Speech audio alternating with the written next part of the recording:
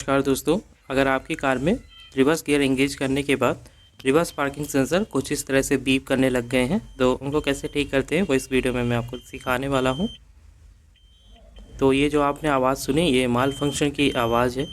कोई जो सेंसर है वो वर्क नहीं कर रहा है। तो रिवर्स पार्किंग सेंसर में क्या होता है, ये अल्ट्रासोनिक टेक्नोलॉजी पर काम करता है, यानी आवाज़ की वेव फेंकना और उनको टकराकर वापस आने के टाइम से दूरी नापना। इस प्रोसेस के लिए कार में मेन 3 पार्ट लगे होते हैं। जो पहला होता है वो सेंसर होता है जो बम्पर पर लगा होता है, वो वेव को भेजता और रिसीव करता है। कंट्रोल मॉड्यूल जो टाइम कैलकुलेट करता है और बजर डिस्प्ले जो रिजल्ट बताने के लिए बीप करता है।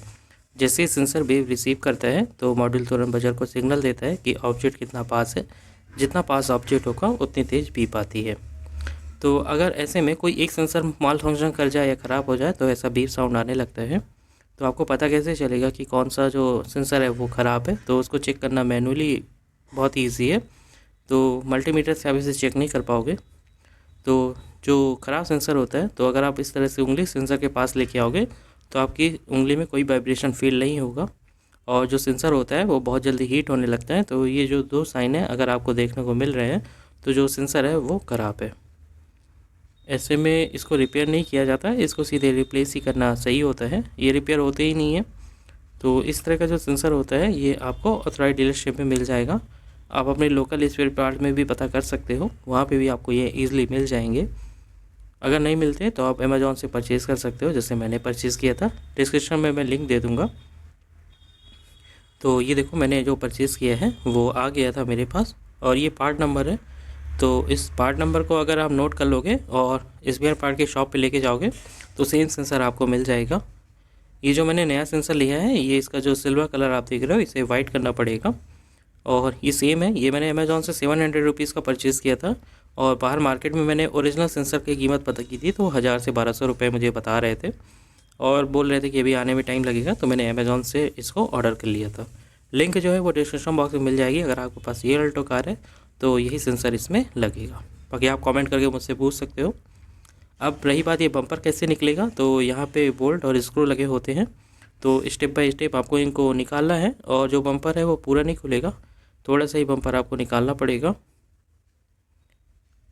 बम्पर खोलने के लिए ना सबसे पहले ये वाला जो स्क्रू है टेल लैम्प का, इसको आपको ओपन करना है और इस काम में आपको पेशेंस रखना पड़ेगा क्योंकि जो कार होती हैं उनके जो प्लास्टिक पार्ट होते हैं ओवर द टाइम वो वीक हो जाते हैं।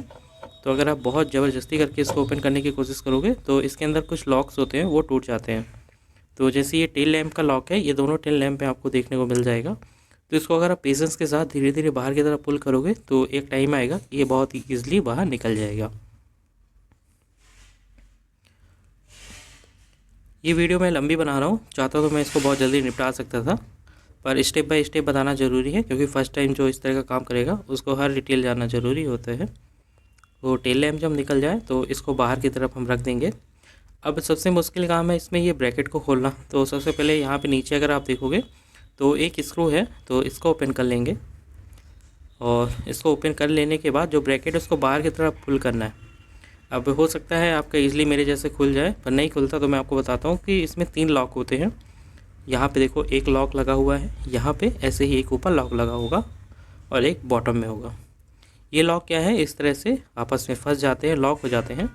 तो इनको खोलने के लिए आपको शार्प आइटम जैसे कोई नाइफ़ हो या फिर स्केल हो या कोई पतला सा स्क्रू ड्राइवर हो, उसको आप डाल के बाहर की तरफ खींचोगे तो ये खुल जाएंगे।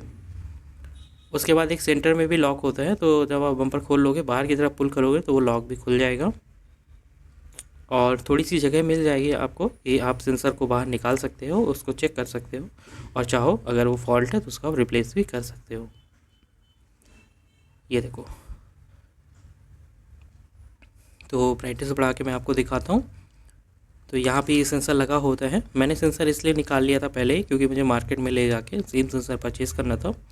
अब इस तरह का एक टूल है, इससे मैंने बम्पर को थोड़ा सा बाहर की तरफ खींच दिया है और मैं जो सेंसर का कपलर है वो बाहर निकालूंगा। ये देखो मेरी फिंगर आपको देखिए, यही पे ये सेंसर लगता है और ये है इसका कपलर। कपलर को बाहर निकाल लेंगे और कपलर खोलना थोड़ा ट्रिकी होता है। इस तरह का रेड कलर का एक लॉक लगा होता है जिसे आपको बाहर की तरफ पुल करना है और ये है कपलर। कपलर को अच्छे से क्लीन कर लेंगे। कभी कभी इस कपलर में ना रस्टिंग या कोरोजन की प्रॉब्लम हो जाती है, तो भी ऐसा प्रॉब्लम आता है।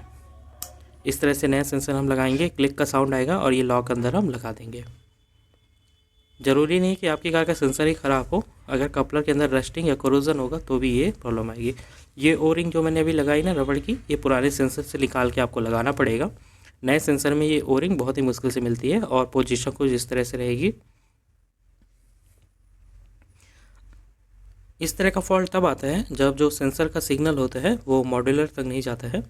अगर मॉड्यूलर तक नहीं जाएगा तो ये बीप जो है वो पैटर्न चेंज हो जाता है और इस तरह का माल फंक्शन देखने को मिलता है। तो सबसे पहले आपको वायरिंग भी चेक कर लेनी है, पर बहुत ही रेयर होता है कि मॉड्यूलर ख़राब हो। मैंने बाहर भी इस फॉल्ट को दिखाया था तो उनका कहना था कि मॉड्यूलर ख़राब है, इसलिए मैंने बोला कि मैं DIY के थ्रू इसे ठीक करूँगा। रिवर्स गियर लगाने के बाद ये कंटिन्यू बीप कर रहा है क्योंकि मैं नज़दीक खड़ा हूँ, और इसको चेक करने के लिए कि हाँ ये वर्क कर रहा है या फिर नहीं, तो मैं कार को थोड़ा दूर करूँगा अभी। तो मैंने कार को थोड़ा दूर किया, मैं नज़दीक जाऊँगा तो देखो ये वर्क कर रहा है। हाँ ये वर्किंग में है, यानी जो सेंसर का प्रॉब्लम था वो सॉल्व हो गया है सेंसर रिप्लेस करने से। और कभी कभी ऐसा भी होता है कि सेंसर और वायरिंग सब कुछ ओके होता है, फिर भी ऐसा प्रॉब्लम आ रहा है ना, तो जो सेंसर है उसके ऊपर कभी कभी ऐसा मॉइस्चर आ जाता है, तो WD-40 या फिर पेट्रोल के थ्रू आप इसको क्लीन करोगे तो प्रॉब्लम जो है हो सकता है सॉल्व हो जाए। अब मैंने बताया था कि नया सेंसर आप परचेज़ करोगे तो हो सकता है आपकी कार की जो कलर है उससे मैच ना करे, जिससे मुझे सिल्वर कलर का मिला है। ये OEM पार्ट है इसलिए ये ऐसा है, तो इसको मैं कलर कर दूंगा सेम स्प्रे पेंट की हेल्प से, इस तरह का बना दूंगा मैं इसको। तो बॉडी को मैंने कवर कर दिया है और मैं इसमें बहुत ही पतली लेयर करने वाला हूँ। जो पेंट है वो आपको इसमें बहुत गाढ़ा नहीं करना है, पतली लेयर ही करना है। अगर आप बहुत गाढ़ा कर दोगे तो फिर अगेन जो वेव इससे निकलती है ना वो उसमें प्रॉब्लम आएगी। तो ये DIY वीडियो के थ्रू मैं इसको रिपेयर कर रहा हूँ और बहुत ही ईजी होता है इनको ठीक करना।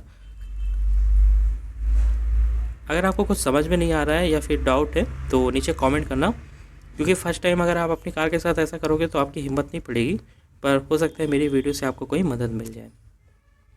तो इसको मैं सूखने दूंगा 1-2 घंटे और फिर मिलता हूँ वीडियो में आके मैं आपको। तो मैंने इसको लगा दिया है, देखो थोड़ा काल कलर से मैच नहीं कर रहा पर चलेगा, मेरा काम हो जाएगा। तो ये सेंसर था, अगर फॉल्ट होता है तो बीप साउंड बदल जाता है। तो कोई डाउट है तो कमेंट करना, मिलते हैं अगली वीडियो में और डिस्क्रिप्शन में लिंक मिल जाएगी आपको।